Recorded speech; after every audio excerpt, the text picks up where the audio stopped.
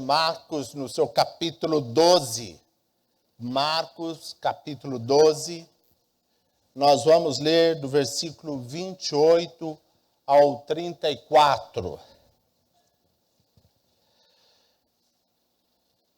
Marcos, capítulo 12, do versículo 28 ao 34.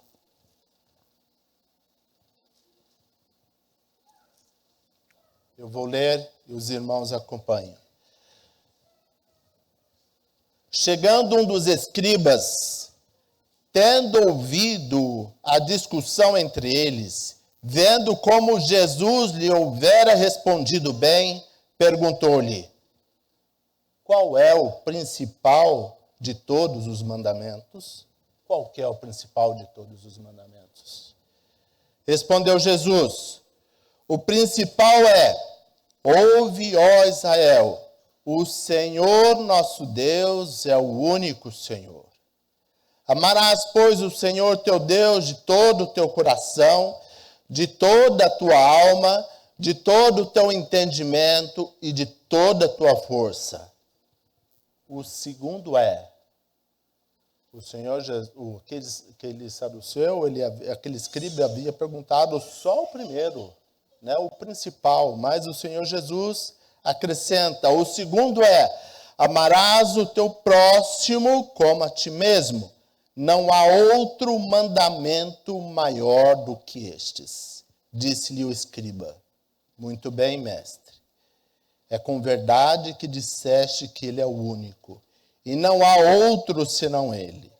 E que amar a Deus de todo o coração, e de todo o entendimento, e de toda a força, e amar ao próximo como a si mesmo, excede a todos os holocaustos e sacrifícios. Vendo Jesus que ele havia respondido sabiamente, declarou-lhe: não estás longe do reino de Deus. E já ninguém mais ousava interrogá-lo. Nós vemos aqui um escriba fazendo uma pergunta para o Senhor Jesus, e nós vemos no texto, antes desse escriba fazer essa pergunta, várias outras questões que Jesus havia sido interrogado. No entanto, parece que, diferente dos demais, esse escriba fazia uma pergunta honesta diante de como andou as coisas ali. Nos parece que ele faz uma pergunta honesta. E ele faz: Senhor, a pergunta dele: Senhor, qual que é o principal mandamento? Irmãos, qual que é o principal mandamento? Né? Pense na situação daqueles do povo de Israel. Eles tinham muitos preceitos, eles tinham pelo menos 613 preceitos que eles tinham que observar. 365 dias negativos, um não para cada dia do ano. Não pode, não pode, não pode, não pode. E 248 preceitos positivos. Faça isso, faça aquilo, faça isso, faça aquilo. E os judeus, então, era assim, a distração principal deles, dos escribas, ter que discutir os mandamentos. Qual que eu devo melhorar? Qual que é aquele que eu devo não fazer mais? Ou aquele comportamento que eu tenho que mudar? E era a distração. Pensa, 613 mandamentos. E nós sabemos que os judeus, eles eram apegados à lei. Eles seguiam a lei. E eles tinham, então, todos esses mandamentos que eles estavam lá sempre discorrendo, sempre discutindo. O fulano de tal ali desobedeceu esse. Né? Talvez, né, como a gente às vezes faz, a gente olhar só para os outros. Aquele lá desobedeceu esse agora. E Jesus, então, responde para aquele escriba né, o seguinte, olha, o principal mandamento, versículo 29. O principal é: ouve, ó Israel, o Senhor nosso Deus é o único Senhor. Ouve, ó Israel, o Senhor nosso Deus é o único Senhor. Os judeus chamam isso de Shema, é um chamado à adoração e à confissão de fé. Os judeus conheciam muito bem isso que o Senhor Jesus falava, porque 2 vezes, os judeus piedosos, pelo menos 2 vezes por dia, eles declaravam essa expressão, essa oração, 2 vezes por dia. Ouve, ó Israel, o Senhor nosso Deus é o único Senhor. Onde que está isso? Onde que começa isso? Lá em Deuteronômio 6, né? Lá em Deuteronômio 6, versículo 4, Moisés fala para eles, para o povo de Israel, né? Aquilo que eles deveriam seguir. E lá no versículo 4 está esse versículo, esse texto que eles deveriam observar, né? E não somente, né, isso, mas Moisés fala que essas coisas, o ensinamento da palavra do Senhor, deveria fazer parte do dia a dia do povo de Israel. Né, versículo 6 fala: essas palavras que hoje te ordeno estarão no teu coração. Tu as inculcarás teus filhos, e delas falarás assentado em tua casa, e andando pelo caminho, e ao deitar, e ao levantar-se. Também atarás como sinal em tua mão, e te serão por frontal entre os olhos. E as escreverás nos umbrais de tua casa e nas tuas portas. Veja que isso que o Senhor Jesus falava para aquele escriba era uma coisa que ele conhecia. Era uma coisa que ele conhecia, né? Era uma coisa que ele conhecia, né? Nós vemos em vários textos, em Deuteronômio, em Números também, né? Essa afirmação de que o Senhor Deus era o único Deus e que deveria ser adorado, né? Era o Deus verdadeiro. Era o Deus verdadeiro. E o que nós queremos dizer de um Deus? Quem é Deus? O que é? Quem é Deus? Quem é Deus? Martinho Lutero, ele fala que Deus é qualquer coisa, pois a que teu coração se apega e confia. Ele é realmente seu Deus. Nós temos também um Deus, esse Deus do povo de Israel, daquele escriba. Veja que eles recitavam, eles oravam pelo menos 2 vezes, falando essa expressão, era parte do Shema. O Shema era uma oração maior que eles tinham. Mas eles começavam com essa expressão: ouve, ó Deus, o Senhor nosso Deus é o único Senhor, né? E eles terminavam com ela também. E isso estava, conforme a gente vê em Deuteronômio, isso fazia parte do dia a dia do povo de Israel. Deus tem feito parte do seu dia a dia. Deus tem ocupado a sua mente, o seu coração. Ou isso tem sido engolido, tem sido, outras coisas têm tomado o seu tempo. A palavra do Senhor nos alerta que nós devemos tomar cuidado. Há muitas coisas que podem tomar o lugar de Deus. Somos advertidos pela palavra do Senhor que nós devemos, às vezes podemos amar o mundo mais do que a Deus. Não ameis o mundo nem as coisas que há no mundo. Se alguém amar o mundo, o amor do Pai não está nele.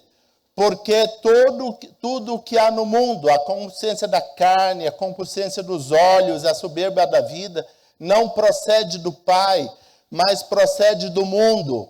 Ora, o mundo passa, bem como a sua concupiscência. Aquele, porém, que faz a vontade de Deus, permanece eternamente.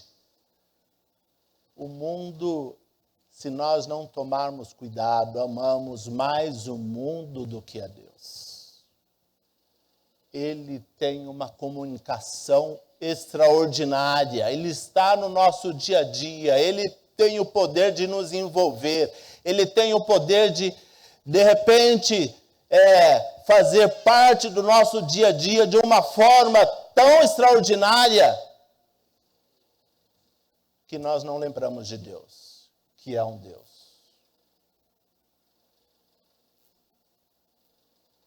O dinheiro, porque o amor do dinheiro é a raiz de todos os males, e alguns nessa cobiça se desviaram da fé e assim mesmo se atormentaram com muitas dores. O dinheiro é muito importante para você? É mais importante do que Deus? Se o dinheiro for mais importante do que Deus, que você, o dia inteiro, todo o tempo, você está envolvido e trabalhando por causa do dinheiro, é um problema. Você é uma pessoa orgulhosa, você precisa estar em destaque. Quando, pois, der esmola, o que diz a palavra do Senhor, não toques trombeta. E quando orardes, não sereis como os hipócritas, né? Porque gostam de orar em pé nas sinagogas. A palavra do Senhor nos exorta. A família é mais importante do que Deus. Amamos mais a família do que Deus. Amamos a nossa própria vida mais do que Deus.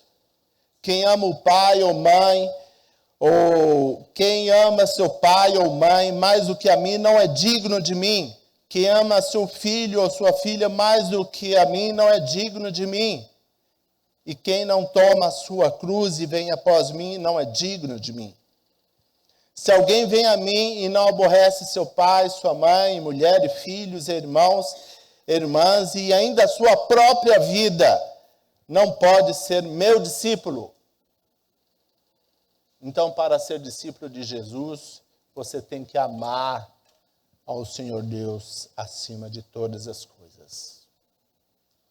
Amamos a Deus dessa forma? Colocamos em prioridade na nossa vida? Esse é o principal mandamento. Colocar Deus em prioridade na nossa vida. E muitas vezes não fazemos isso. Muitas coisas nos distraem.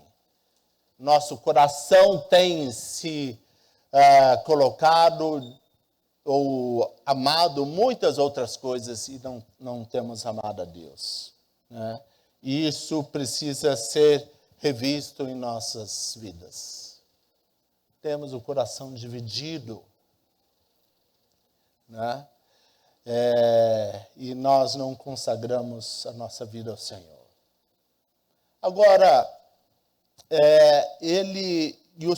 o Senhor Jesus ainda destaca, né, no versículo 30, o Senhor fala: amarás, pois, o Senhor teu Deus de todo o teu coração, de toda a tua alma, de todo o teu entendimento e de toda a tua força. Amarás, pois, o Senhor teu Deus de toda a tua força, né, de todo o teu entendimento, de toda a tua alma e de todo o teu coração. O que significa isso? Por que essas 4 expressões? Porque nós devemos amar o nosso Deus de todo o nosso ser. Nós devemos amar o nosso ser, o nosso Deus de todo o nosso ser. Quando o livro de Deuteronômio associa o verbo amar a todos os seguintes verbos: buscar, dar ouvido, tornar ao Senhor e cumprir os seus mandamentos. Né? E cumprir os seus mandamentos. E por que o povo de Israel deveria fazer isso? Por que Moisés fala para o povo de Israel amar a Deus sobre todas as coisas? Qual é o motivo? Vamos ver versículo 20 e 21 de Deuteronômio, ou 21 e 22. Então dirás ao teu filho, éramos de Faraó no Egito. Ou melhor, vou começar no versículo 20. Quando teu filho no futuro te perguntar dizendo, que significam os testemunhos e estatutos e juízos que o Senhor nosso Deus vos ordenou? Então dirás a teu filho, éramos servos de Faraó no Egito, porém o Senhor de lá nos tirou com mão poderosa. Aos nossos olhos fez o Senhor sinais e maravilhas, grandes e terríveis, contra o Egito e contra o Faraó e toda a sua casa. Versículo 12 também do capítulo 6 de Deuteronômio. Guarda-te para que não esqueças o Senhor que te tirou da terra do Egito, da casa da servidão.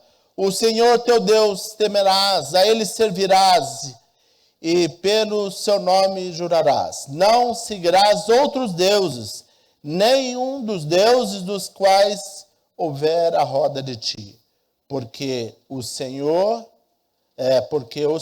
teu Deus é Deus zeloso no meio de ti, para que a ira do Senhor teu Deus não se acenda contra ti e te destrua de sobre a face da terra. Por quê? O povo de Israel deveria amar a Deus. Porque o Senhor Deus havia os salvado, havia os tirado da terra do Egito, havia dado uma terra prometida a eles. É por isso. Né? É por isso. E o que nós temos da parte do Senhor? Você também foi salvo? Você também tem uma terra prometida, um lar celestial. Essas coisas importam, essas coisas são importantes, né? Isso faz diferença para você, né? Isso faz diferença para você. Então, por que não amar a Deus? João fala, nós amamos porque Ele nos amou primeiro. Né? O que nós temos feito? Temos, de fato, amado o Senhor com toda a nossa força, com todo o nosso entendimento, com todo o nosso coração e com toda a nossa alma? Mas o Senhor Jesus continua ainda no versículo 31. O segundo é, amarás o teu próximo como a ti mesmo. Não há outro mandamento maior do que este. Amará o teu próximo como a ti mesmo. Se nós amamos a Deus, também devemos amar o nosso irmão.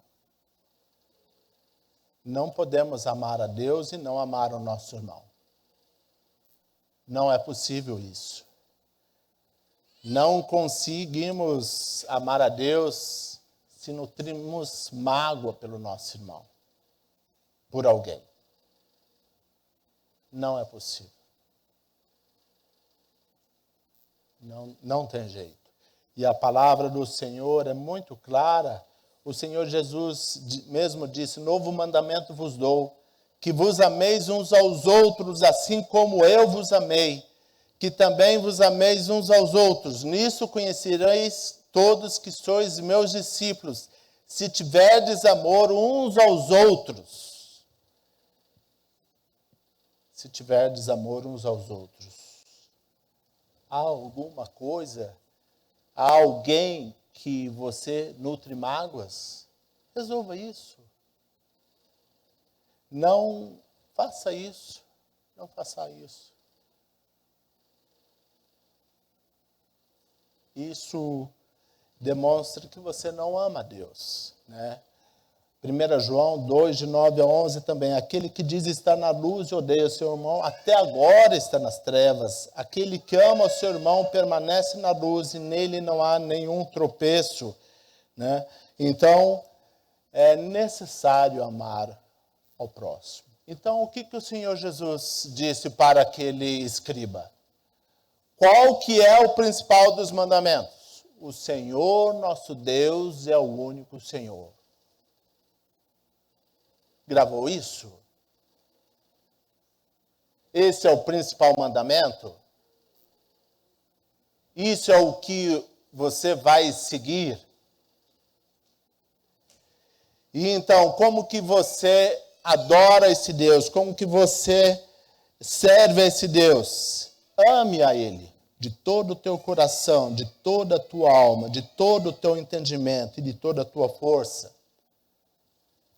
O que também é importante e que demonstra que você ama a Deus, ame ao próximo como a ti mesmo. Faça isso. Faça isso. É necessário para você ter uma vida na presença do Senhor. No versículo 2, então, nós vemos o discernimento do escriba. 32, disse o escriba: muito bem, mestre, e com verdade disseste que ele é o único, e não há outro senão ele. E que amar a Deus de todo o coração, e de todo o entendimento, e de toda a força, e amar ao próximo como a si mesmo, excede a todos os holocaustos e sacrifícios. Aquele escriba entendeu que fazer essas coisas excede todos os holocaustos e sacrifícios. Excede todas as coisas, excede tudo aquilo que aquele povo fazia. Como em relação a seguir os mandamentos. E muitas vezes nós, como cristãos, consideramos como essencial do cristianismo holocaustos e sacrifícios, formas de culto, vestimentas. Estamos aí sempre criticando e tomando isso como importante. E aquele escriba aí entendeu que aquilo que o Senhor Jesus dissera era de fato mais importante. Ele entendeu que o principal de fato era amar a Deus e ao próximo. E é possível, irmãos. Nós temos o conhecimento de Deus, assim como aqueles escribas. E o escriba, qual que era a função do escriba? Escrever a palavra do Senhor. Ele conhecia. É possível ter o entendimento de Deus, saber quem é Deus e não fazer o principal, não amar a Deus, não amar o próximo. É possível isso acontecer. E aquele escriba entendeu. Entendi, Senhor. Entendi. Não adianta seguir os 613 preceitos e não amar o Senhor. E não amar o próximo. E não amar o próximo. Como o Senhor Jesus então responde, versículo 34. Vendo Jesus que lhe havia respondido sabiamente, declarou-lhe: não estás longe do reino de Deus. Não estás longe do reino de Deus.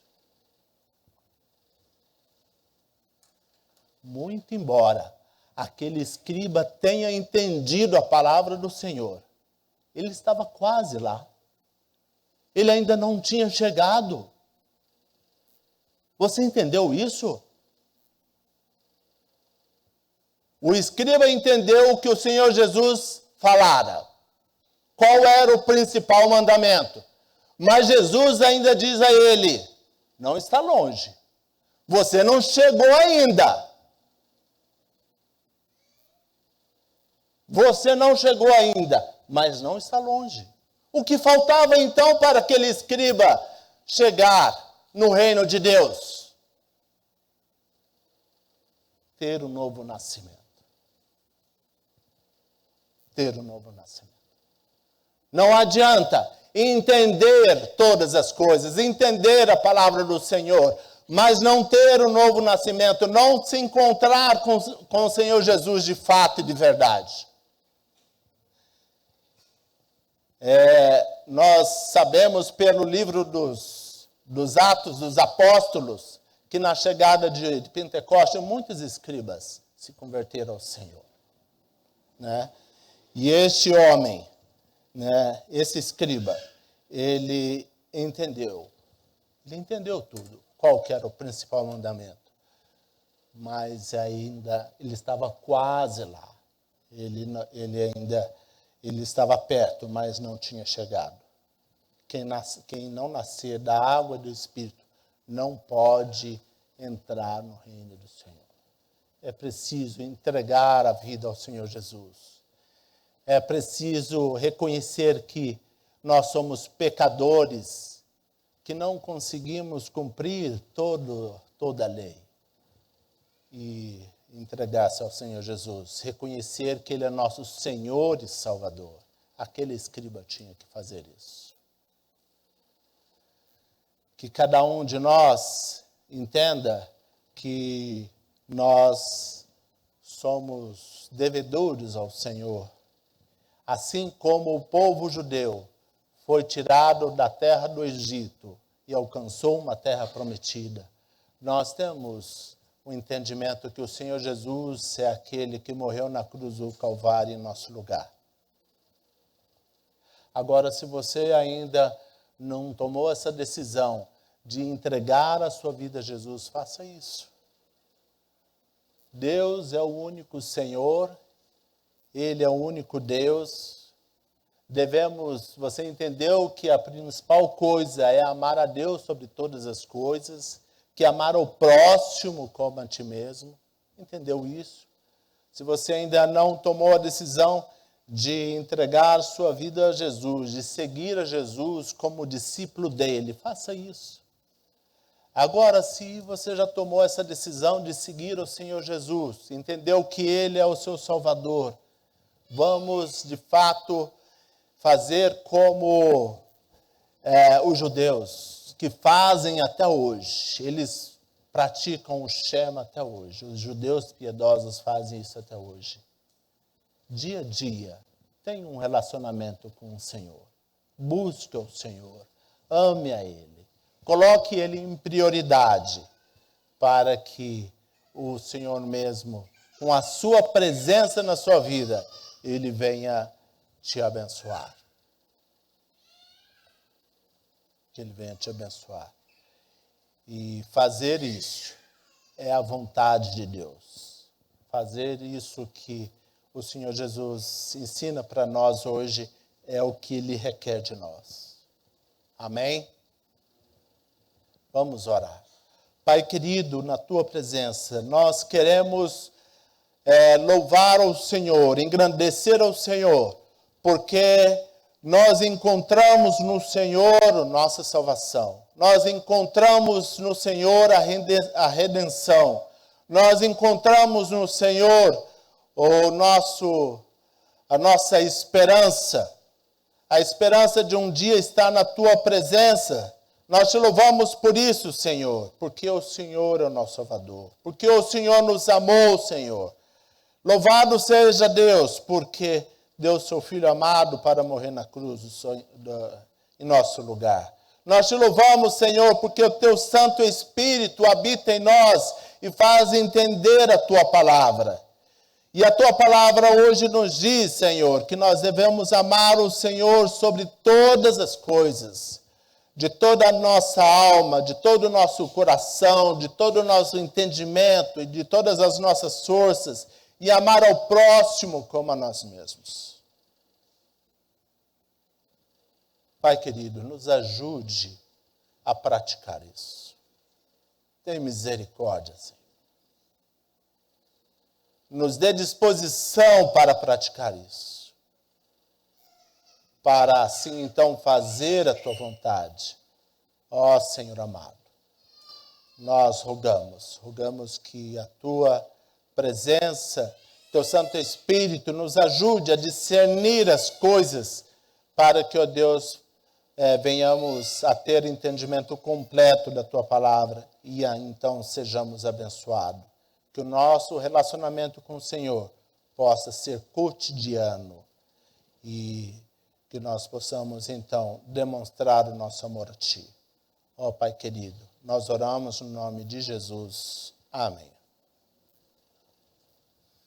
Uma coisa importante, o que acontece sempre quando nós temos conferência missionária? O que acontece? Bazar. Nós temos o bazar, um bazar que é exclusivo para abençoar os missionários, as mulheres de missionários. E